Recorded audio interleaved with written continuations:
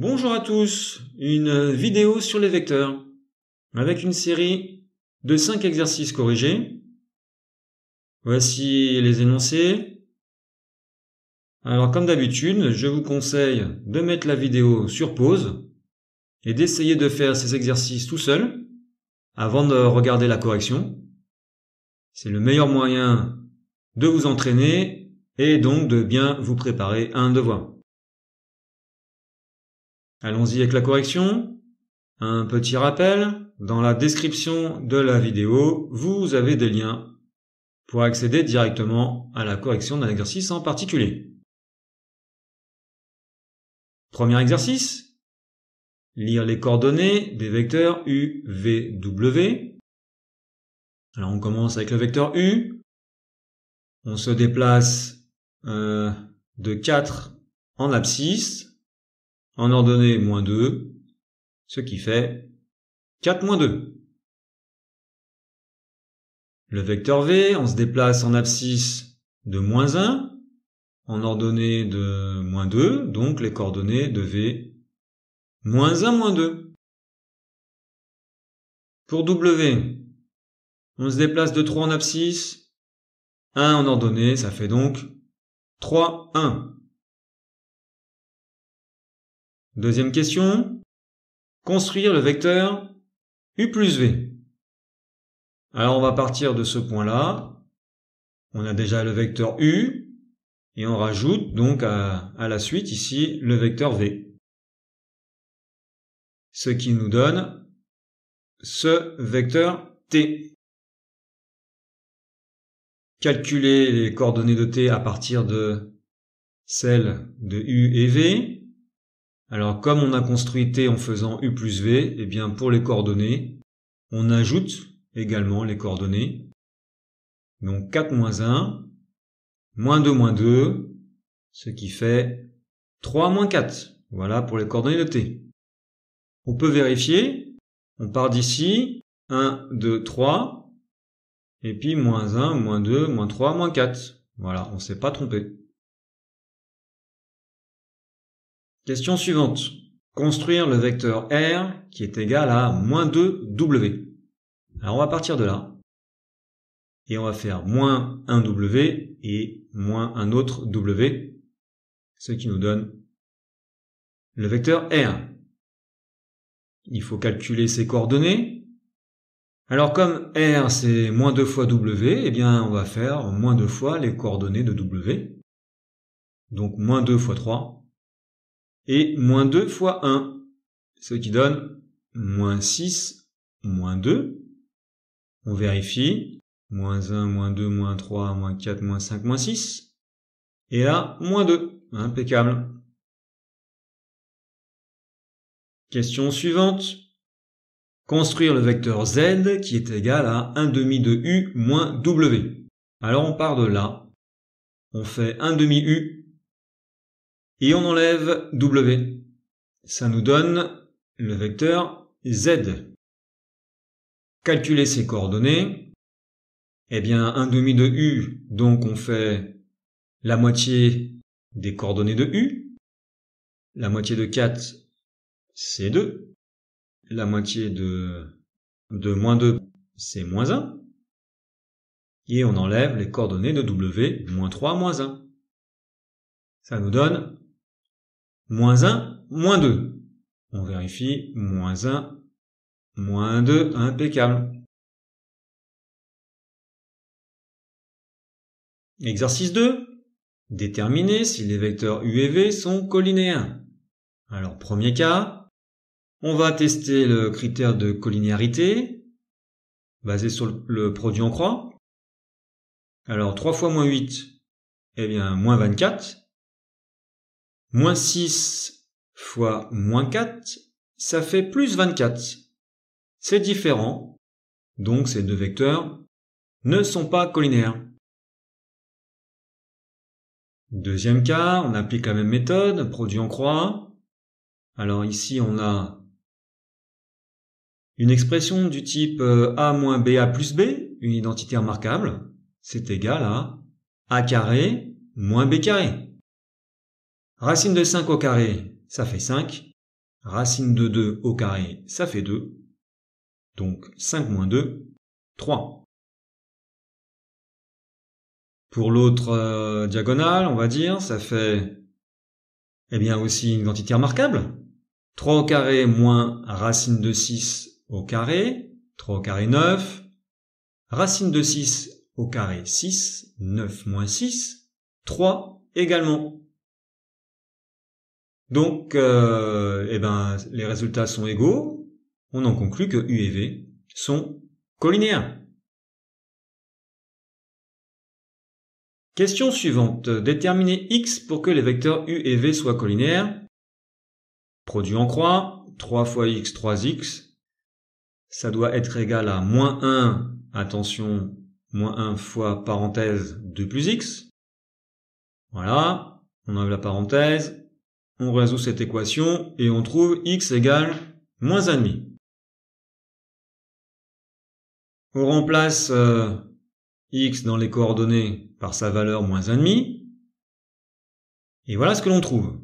La question maintenant c'est trouver le nombre K tel que vecteur U égale K fois vecteur V.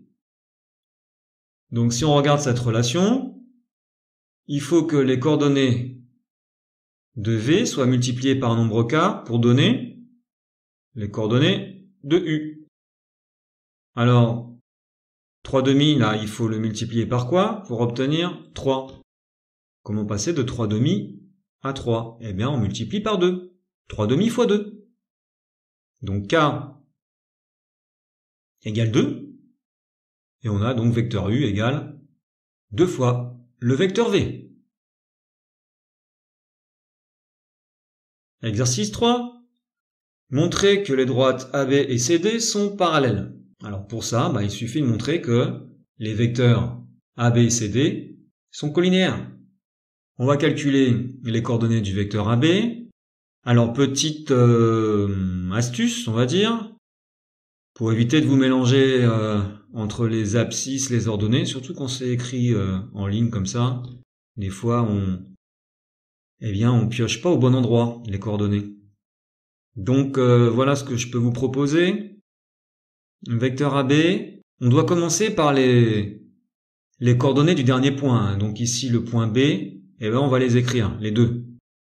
Les coordonnées du point B c'est moins 5,2, on commence par moins 5,2 ici. Voilà, vous écrivez en colonne les coordonnées de B. Et puis on doit enlever les coordonnées du premier point, donc on doit enlever 1 et 3. Moins 1, moins 3, ça nous donne moins 6, moins 1. Deuxième vecteur, le vecteur CD. Alors la même méthode. Le point D, ses coordonnées, c'est 8, moins 3. On commence ici, voilà, avec 8, moins 3. Et on va enlever les coordonnées de C, qui sont 2, moins 4. Alors attention, à la fin là, pour leur donner, on va enlever un négatif. Donc, moins 4, plus 4. Et ça nous donne 6, 1. Alors là, on pourrait utiliser le critère de collinéarité, mais ça semble évident là, on voit ça facilement. On a moins 6, moins 1, et puis 6, 1. Les coordonnées sont opposées. Donc AB est égal à moins CD. Dans ce cas, on peut conclure que les vecteurs sont colinéaires, et donc que les droites sont parallèles. Deuxième question, montrer que les points A, B, C sont alignés. Alors on va utiliser la même méthode. On va montrer que deux vecteurs sont colinéaires. Deux vecteurs avec un point en commun. Effectivement, si on a deux droites qui sont parallèles, si elles ont un point en commun, elles deviennent confondues ces deux droites. C'est la même droite en fait. Donc les trois points seront alignés. Alors on choisit deux vecteurs, donc ça peut être AB, BC ou AC. Donc on en prend deux, le premier AB, on calcule ses coordonnées, 5, 3, auquel on enlève moins 3 et moins 2, donc ça devient des plus, et on trouve 8, 5. Pour le vecteur AC, par exemple, on va trouver 16, 10. Alors là, pareil, ça se voit facilement. De 8 à 16 et puis de 5 à 10, on multiplie par 2. Donc on peut écrire directement que le vecteur AC, c'est 2 fois le vecteur AB. On a une relation de collinéarité. Ces deux vecteurs sont collinéaires. Si ces deux vecteurs AC, AB sont collinéaires, les deux droites AC, AB sont parallèles.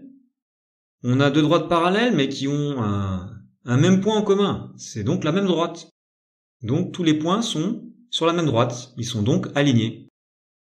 A, B et C sont alignés.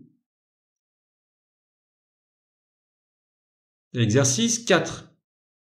Déterminer les coordonnées des points M, N et P définis par les relations suivantes.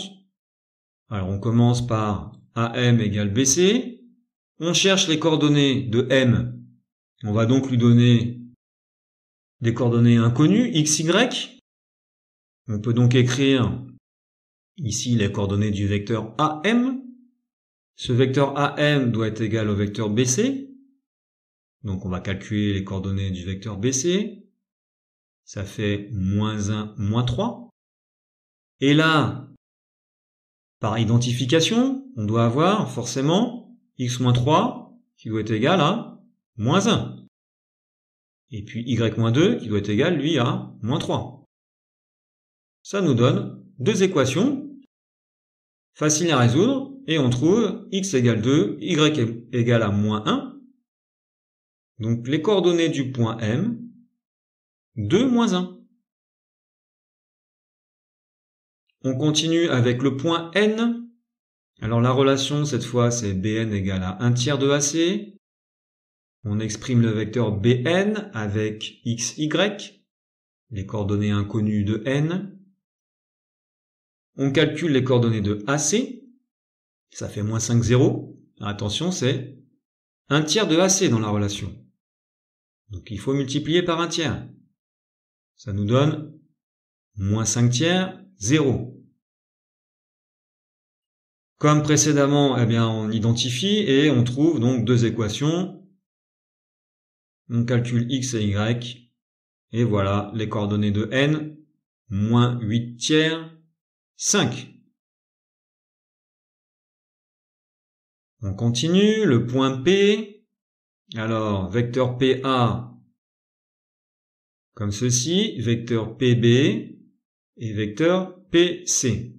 Et on nous dit que la somme de ces trois vecteurs nous donne le vecteur nul, c'est-à-dire les coordonnées 0, 0. Voilà, et on va faire comme tout à l'heure et on trouve deux équations avec pour solution x égale à 0, y égale 3.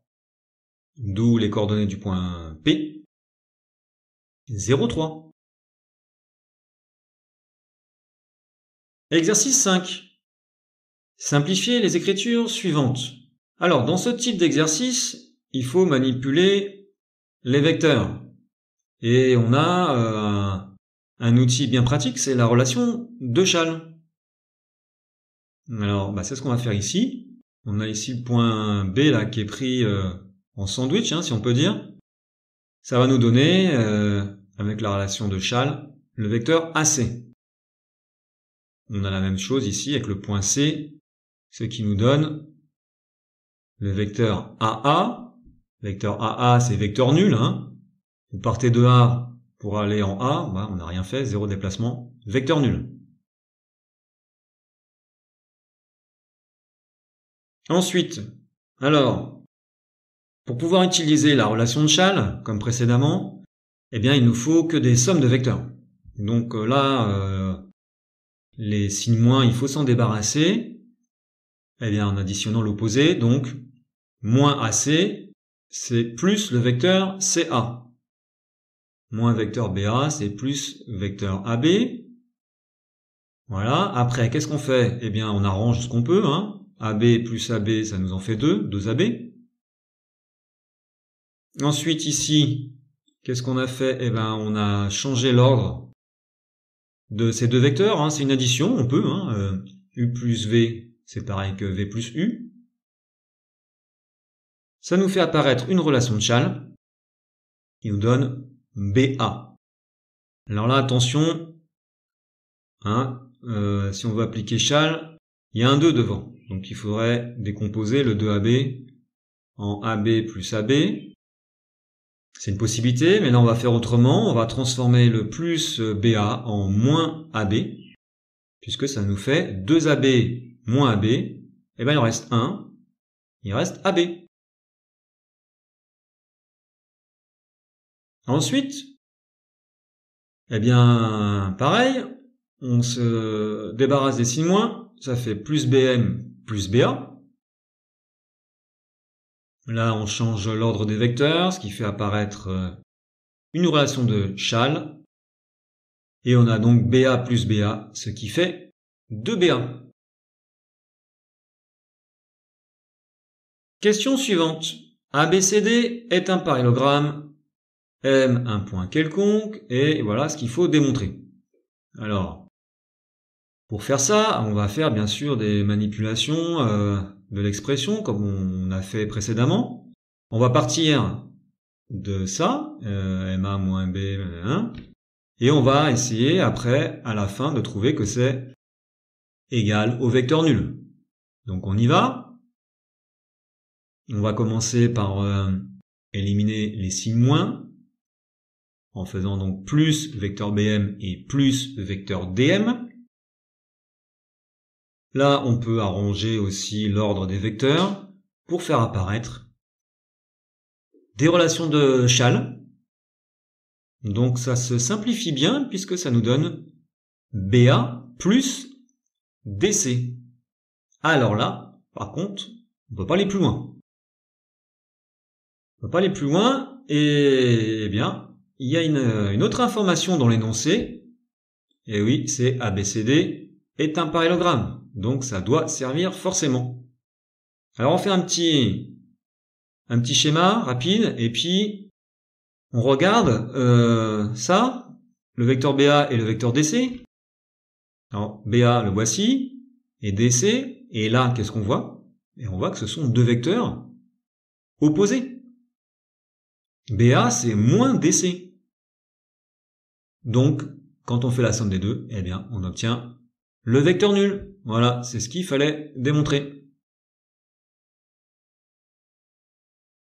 Voilà pour cette vidéo. Merci, bon courage à tous pour vos révisions et à bientôt.